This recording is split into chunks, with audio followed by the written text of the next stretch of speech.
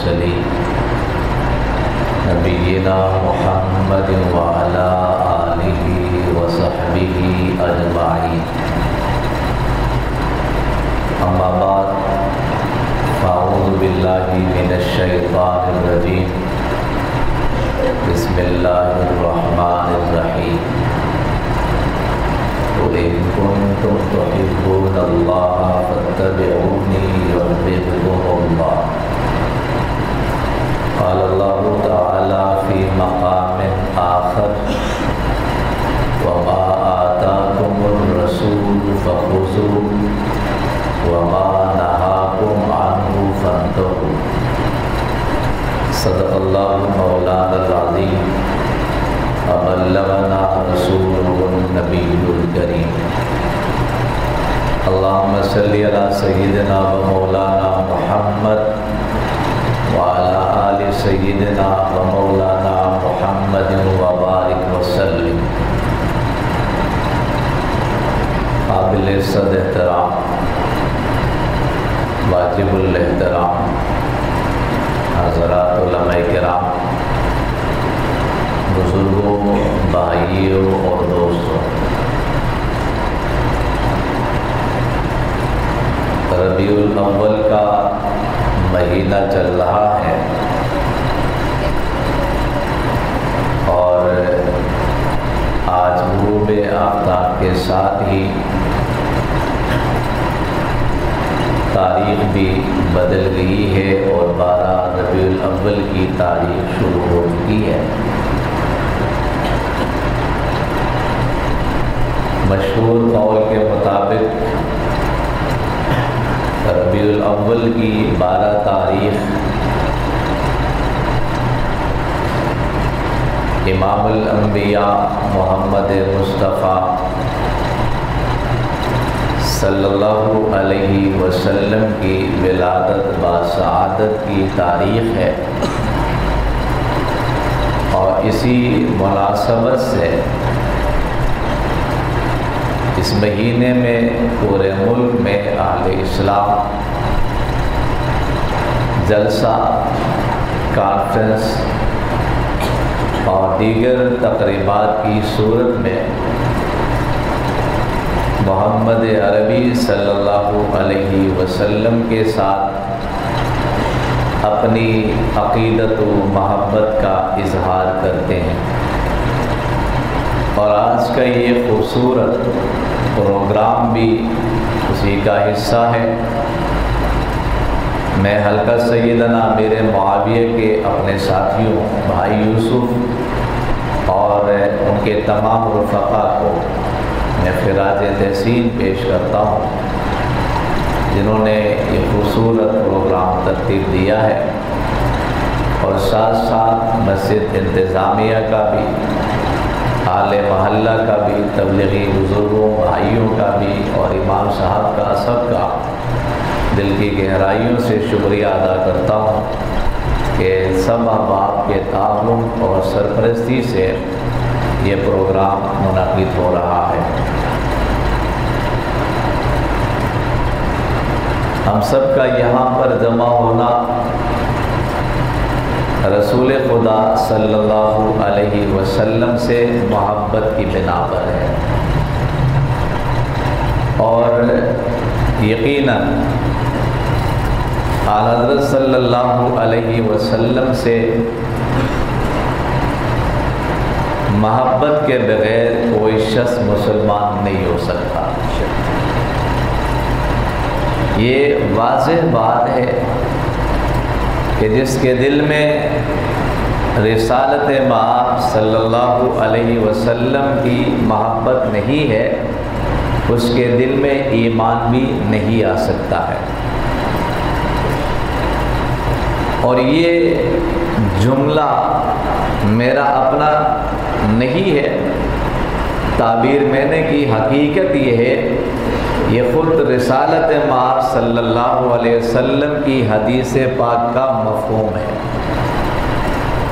مومن وہی ہے جو اپنی اولاد سے بھی زیادہ محبت اللہ کے رسول سے رکھے.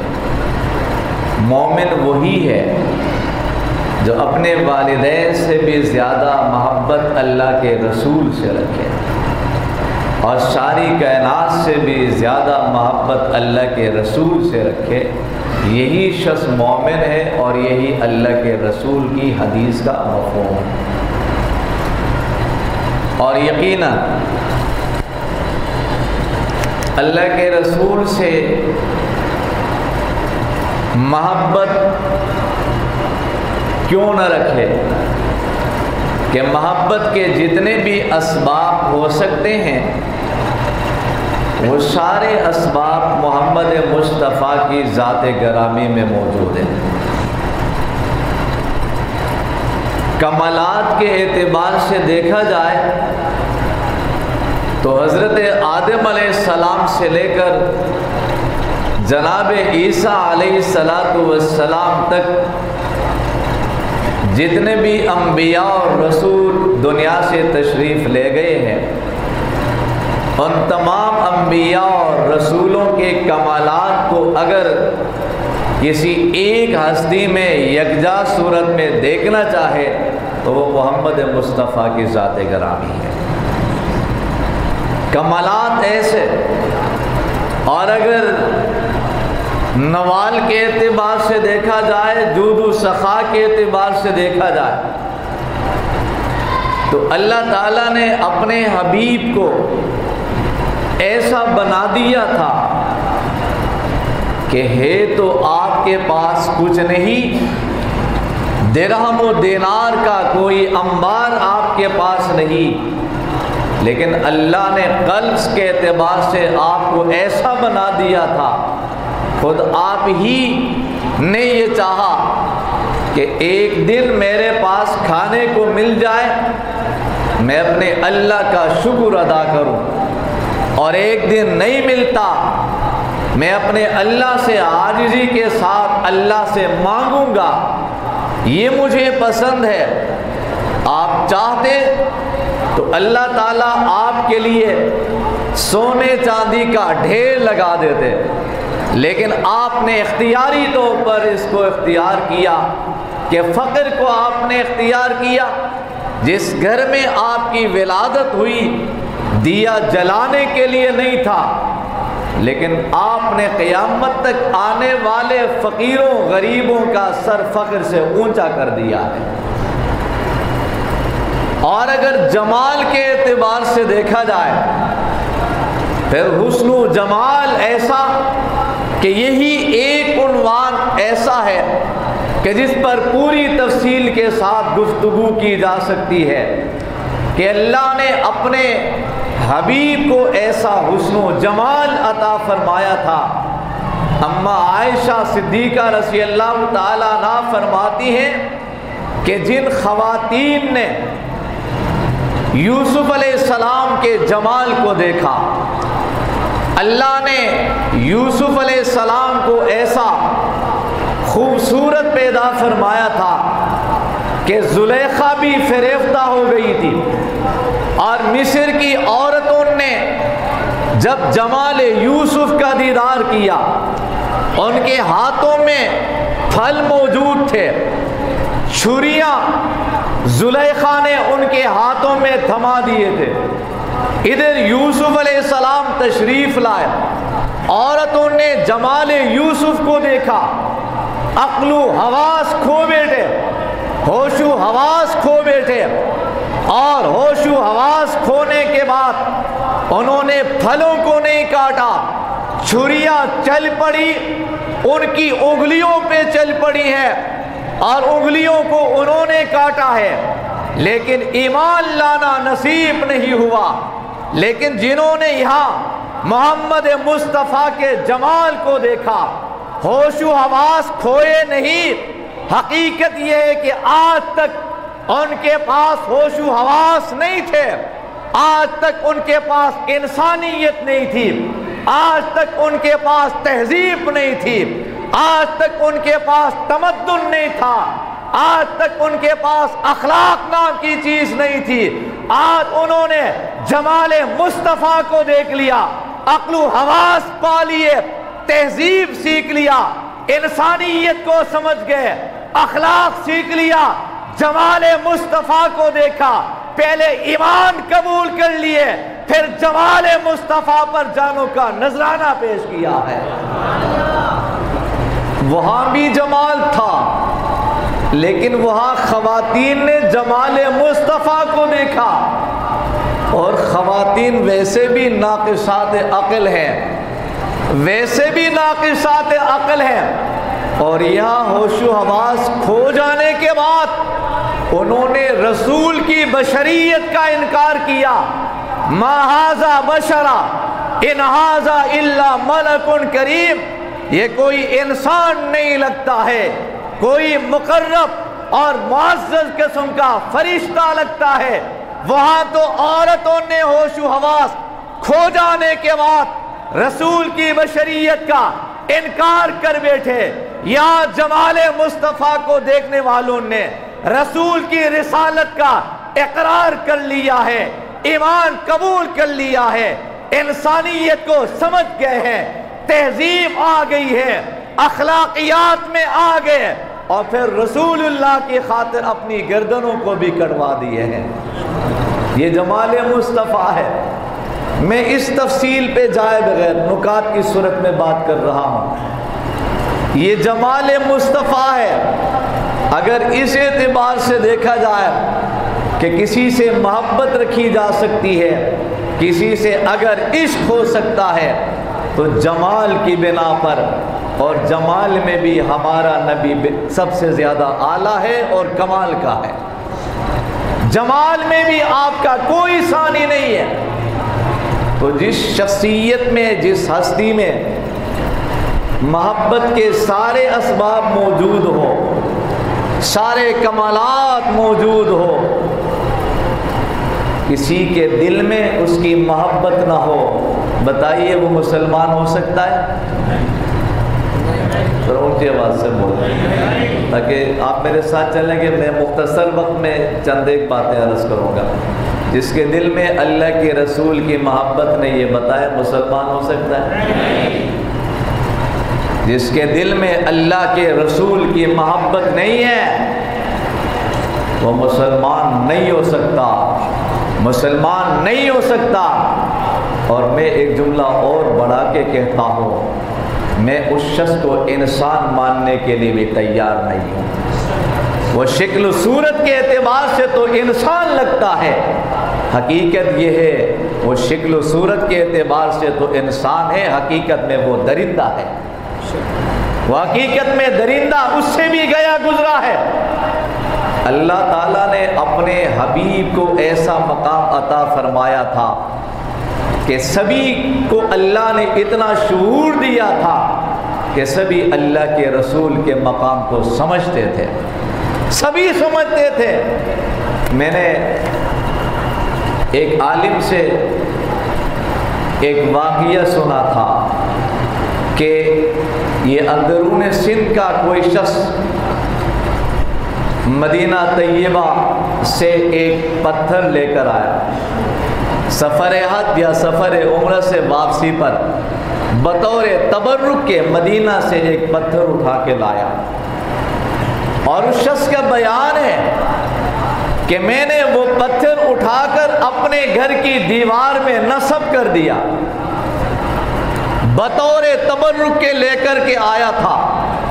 کہنا یہ ہے میں صبح کو دیکھتا ہوں مجھے وہ پتھر گیلا نظر آتا ہے، میں حیران ہو گیا کہ آخر پوری دیوار میں کوئی بلاک گیلا نہیں ہے، صرف وہی پتھر گیلا ہے جسے میں نے مدینہ طیبہ سے منتقل کر دیا تھا۔ میں سوچ میں پڑ گیا کہ آخر اس کا گیلا ہونا کس بنا پر ہے؟ دیوار میں کوئی پائپ لائن بھی نہیں ہے جو لیک ہونے کی بنا پر یہ پتھر گیلا نظر آتا ہو۔ میں نے ایک اور بڑے عالم کے پاس جا کر یہ مدعا سامنے رکھا، جناب میں نے مدینہ سے پتھر لے کر آیا اور لا کر دیوار میں نصب کر دیا، روزانہ صبح کو دیکھتا ہوں مجھے پتھر گیلا نظر آتا ہے، سبب سمجھ نہیں آ رہا، وجہ سمجھ نہیں آ رہی ہے کہ پتھر گیلا کیوں نظر آتا ہے۔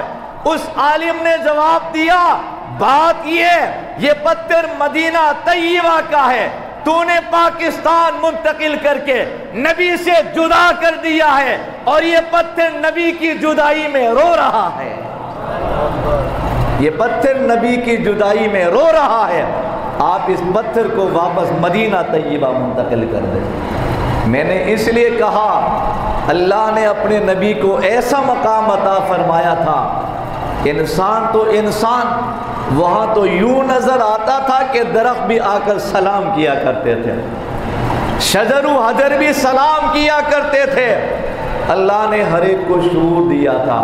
ارے حقیقت یہ ہے صرف رسول کریم علیہ السلام کی ذات گرامی نہیں، آپ سے محبت تو ہمارا ایمان ہے، آپ کو اللہ نے تو ایسا مقام عطا فرمایا تھا، سبھی آپ کے مقام کو سمجھتے تھے، بلکہ یہاں تو ہمیں یوں نظر آتا ہے جنہوں نے اللہ کے رسول کی سچی غلامی اختیار کی، جنہوں نے جمال مصطفیٰ کو براہ راست اپنی آنکھوں سے دیکھا، اللہ نے انہیں بھی ایسا مقام عطا فرمایا تھا کہ جنگل کے درندے بھی ان کی عظمت کو سمجھا کرتے تھے۔ ہمیں تو یہ بھی نظر آتا ہے صحابہ کا قافلہ جا رہا ہے، جنگل میں پہنچا، رات کا وقت ہو گیا، فیصلہ ہوا کہ آج اس جنگل میں پڑاؤ ڈالنا ہے، قیام یہی کرنا ہے۔ یہ صحابہ کا قافلہ ہے، اور آپ جانتے ہیں جنگل میں درندے ہوتے ہیں، شیر ہوتا ہے، چیتا ہوتا ہے، یہ رات کا وقت ہے، رات کی تاریکی ہے اور جنگل ہے۔ ایک صحابی رسول نے جنگل میں کھڑے ہو کر اعلان کیا ہے، درندوں کو مخاطب کر کے کیا ہے کہ جنگل کے درندوں، آج ہمیں یہ سارا جنگل خالی چاہیے، یہاں رسول اللہ کے غلاموں نے قیام کرنا ہے۔ تاریخ کی سیرت کی کتابوں میں لکھا ہوا ہے جنگل کے سارے درندوں نے اپنے اپنے بچوں کو بھی منہ میں اٹھا کر جنگل سے نکل کر چلے گئے، سارا جنگل نبی کے غلاموں کے لیے خالی کر دیا ہے۔ رسول اللہ کی عظمت تو بہت اونچی ہے، اور جنہوں نے اللہ کے رسول کو اپنی آنکھوں سے دیکھا، اللہ تعالیٰ نے انہیں بھی ایسا مقام عطا فرمایا کہ جنگل کے درندے بھی ان کی عظمت کو سمجھتے تھے۔ ایک صحابی کا گزر ہو رہا تھا، سامنے شیر آ گیا، شیر آ گیا اور یقیناً درندہ ہے، اسے کیا پتا درندہ ہے۔ صحابی رسول نے شیر کو مخاطب کر کے کہا، میں محمد الرسول اللہ کا غلام ہوں، میں محمد الرسول اللہ کا غلام ہوں۔ شیر نے یہ جملہ سنا تو قریب آیا، سر جھکایا، دم ہلا کے اشارہ دے دیا کہ میرے اوپر آپ سوار ہو جائیے، میں آپ کو لے کے آگے نکل جاؤں گا۔ اگر بزبان حال بتا دیا اگر تو رسول اللہ کا غلام ہے تو میں رسول کے غلاموں کا غلام ہوں، پھر میں رسول اللہ کے غلاموں کا غلام ہوں۔ اس لیے ہم کہتے ہیں جن کے دل میں اللہ کے رسول کی محبت نہیں ہے، جن کے دل میں رسول اللہ کے صحابہ کی محبت نہیں ہے، جن کے دلوں میں رسول اللہ کے صحابہ کی عصمت نہیں ہے، جو ان کے ایمان کا قائل نہیں ہے، ہم علی وجہ البصیرت بغیر کسی خوف و خطر کے کہتے ہیں کہ ایسے لوگوں سے جنگل کے درندے بھی اچھے ہیں، ان سے تو جنگل کے درندے بھی اچھے ہیں۔ اور اگلی بات، محبت رسول تو ایمان ہے، پر اس کے بھی کچھ تقاضے ہوتے ہیں، اس کے بھی کچھ تقاضے ہوتے ہیں۔ محبت کا بنیادی تقاضا ہے ہم اللہ کے رسول کی اطاعت کریں، اطاعت رسول یہ محبت رسول کا تقاضا ہے۔ اللہ کے رسول کی ساری تعلیمات کو سامنے رکھے اور ایک ایک سنت کو اپنانے کا عزم کر لے، ربیع الاول کا مہینہ فیصلہ کر لے کہ ہم اللہ کے رسول کی سیرت کو اپنائیں گے۔ صحابہ کو مقام ملا ہے تو سیرت اپنانے کی بنا پر ملا ہے، سیرت اپنانے کی بنا پر ملا ہے۔ انہوں نے ایک ایک سنت کو اپنا کر کے دکھایا ہے، یہ نہیں سوچا کہ لوگ ہمیں کیا کہیں گے؟ داڑھی رکھیں گے لوگ ہمیں صوفی صاحب کہیں گے یا مولوی صاحب کہیں گے۔ احساس کمتری کا شکار ہوتے ہیں۔ احساس کمتری کا شکار ہونے کی ضرورت نہیں، فیصلہ کیجئے، دنیا جو بھی کہتی رہے، ہم اپنے رسول کی سنتوں کو زندہ کر لیں گے۔ صحابہ کرام جا کر ایک عیسائیوں کے محل میں، بادشاہ کے محل میں وفد کی صورت میں موجود تھے۔ کھانا لگایا دسترخوان میں، صحابہ کرام بیٹھے ہوئے ہیں، بسم اللہ کر کے کھانا تناول فرمانا شروع کر دیا۔ ایک کے ہاتھ سے لقمہ گرا، اٹھایا، صاف کر کے کھانے لگا۔ دوسرے نے اشارہ کر دیا، کیا کر رہا؟ کہاں بیٹھے ہوئے ہیں؟ یہ شاہی محل ہے، غیر مسلم بڑے بڑے لوگ بیٹھے ہیں، آپ گرا ہوا لقمہ اٹھا کر کھائیں گے، ہمارے بارے میں کیا تاثر ہوگا؟ سنن نسائی کے الفاظ ہیں، صحابی رسول نے یوں ان کی طرف اشارہ کر کے کہا، اترک سنت رسول اللہ لہؤلاء الحمقاء، میں ان احمقوں کی وجہ سے اپنے نبی کی سنت کو ترک کر دوں؟ یہ نہیں ہو سکتا ہے، یہ رسول اللہ کی سنت ہے، میں اس کو ترک نہیں کر سکتا۔ اور نمبر 2، دوسرا بڑا تقاضا یہ ہے ادب اور احترام، کہ اللہ کے رسول کا ادب اور احترام، اور صرف آپ کی ذات گرامی کا نہیں بلکہ آپ سے منسوب ایک ایک چیز کا ادب اور احترام، یہ ہمارے دل میں آئے تب جا کے کہا جائے گا یہ عاشق رسول ہے، یہ عاشق رسول ہے۔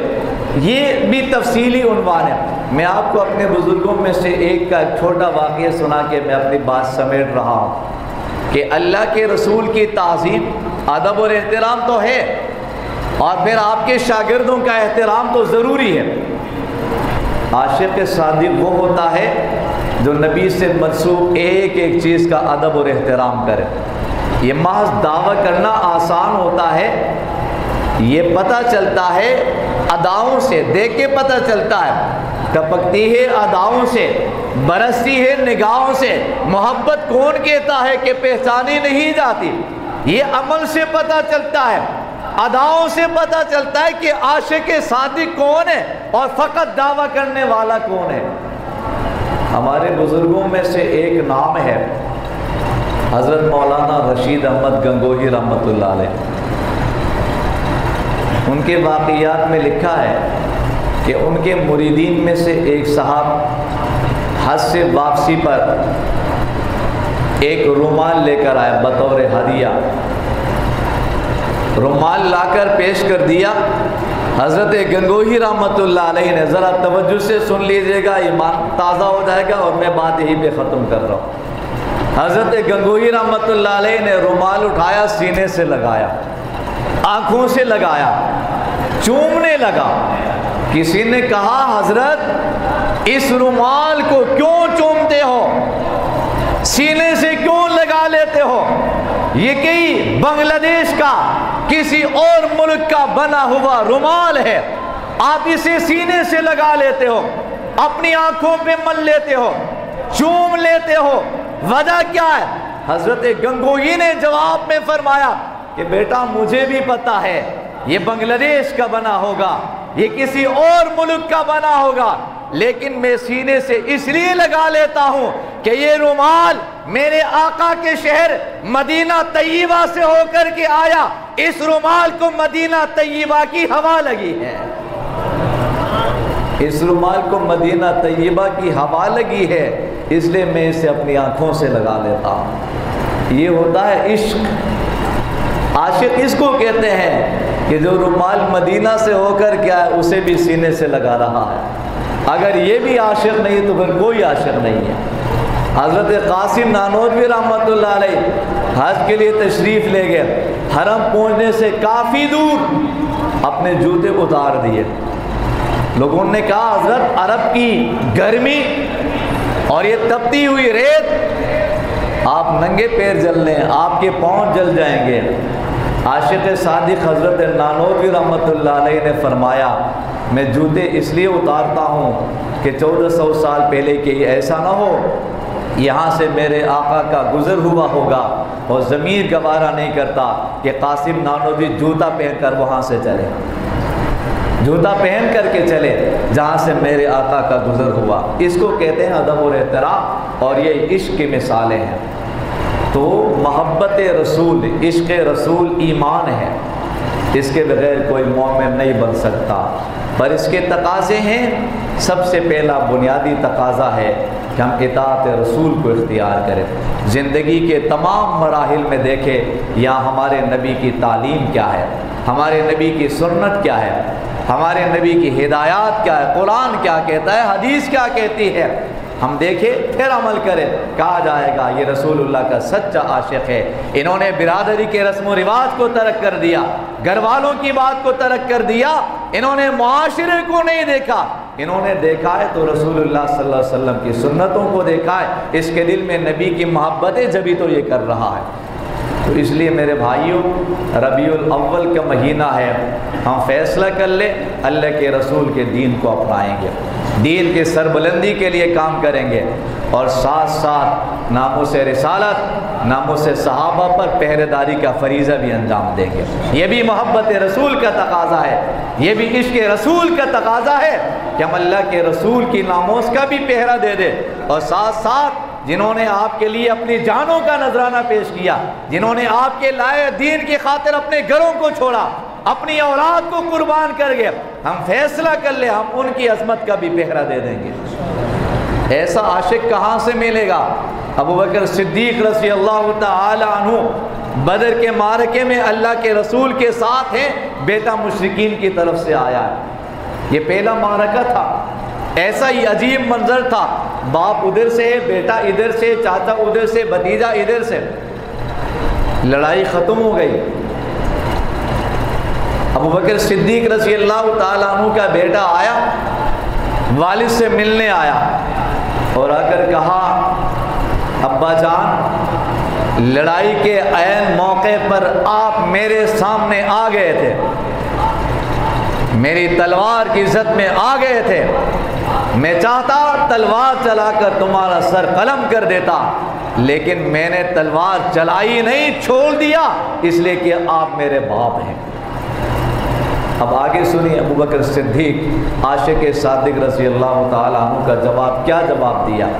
بیٹا کہتا ہے میں نے باپ سمجھ کے چھوڑ دیا اور لڑنے آیا تھا ابو جہل کی ٹیم کا حصہ بن کر، مشرکین کی صفوں میں تھا، ادھر سے آیا تھا، اسلام کے خلاف آیا تھا، پیغمبر کے مقابلے میں آیا تھا، باپ سمجھ کے چھوڑ دیا۔ ابوبکر صدیق نے فرمایا کہ بیٹا میں نے تجھے دیکھا نہیں، میں نے تجھے دیکھا نہیں، میری نظر نہیں پڑی، اگر میں تجھے دیکھ لیتا تو اپنی تلوار سے تمہارا سر قلم کر دیتا، اس بنا پہ کہ تم میرے نبی کے مقابلے میں آیا ہے۔ میں یہ نہیں دیکھتا کہ یہ میرا بیٹا ہے، یہ میرا بیٹا ہے، شفقت کا مظاہرہ کر کے چھوڑ دیتا، میں تمہارا سر قلم کر دیتا، اس سے کہ تم میرے نبی کے مقابلے میں آیا ہوا ہے۔ تو جہاں محبت ہوتی ہے پھر وہ اپنی اولاد کو نہیں دیکھتے، پھر والدین کی طرف نظر نہیں جاتی، پھر برادری کے رسم و رواج کی طرف نہیں جاتی، پھر خاندانی رسم و رواج کی طرف نہیں جاتی، ان کی نظر جاتی ہے تو اللہ کے رسول کے دین کی طرف جاتی ہے۔ تو فیصلہ کر لیجئے آج کے اس پروگرام میں ہم بھی اپنی زندگیاں ناموس رسالت، ناموس صحابہ کے لیے وقف کر لیں گے، دین کے سربلندی کے لیے وقف کریں گے، دین کے اشاعت کے لیے وقف کر لیں گے، اور اللہ کے رسول کی ایک ایک سنت کو اپنی زندگی کا حصہ بنا لیں گے۔ میں آخر میں ایک مرتبہ پھر مسجد انتظامیہ اور یہاں کے تمام اہل محلہ کا دل کی گہرائیوں سے شکریہ ادا کرتا ہوں تو ایک خوبصورت پروگرام ترتیب دیا ہے۔ اللہ تعالیٰ ہم سب کے لیے آخرت میں نجات کا ذریعہ بنائے۔ وما علینا الا البلاغ۔ الحمدللہ رب العالمین، الصلاۃ والسلام علی سید الانبیاء والمرسلین نبینا محمد وعلی آلہ واصحابہ۔ اللہم ربنا آتنا فی الدنیا حسنہ وفی الآخرۃ حسنۃ وقنا عذاب النار، نسألک الہدی والتقی والعفاف والغنی، اللہم اعطنا ولا تحرمنا، زدنا ولا تنقصنا، اللہم اکرمنا ولا تہنا، نسألک العفو والعافیہ فی الدنیا والآخرہ، اللہم استر عوراتنا وآمن روعاتنا، ربنا تقبل منا انک انت السمیع العلیم وتب علینا انک انت التواب الرحیم، وصلی اللہ تعالی علی رسولہ محمد وعلی آلہ واصحابہ اجمعین برحمتک۔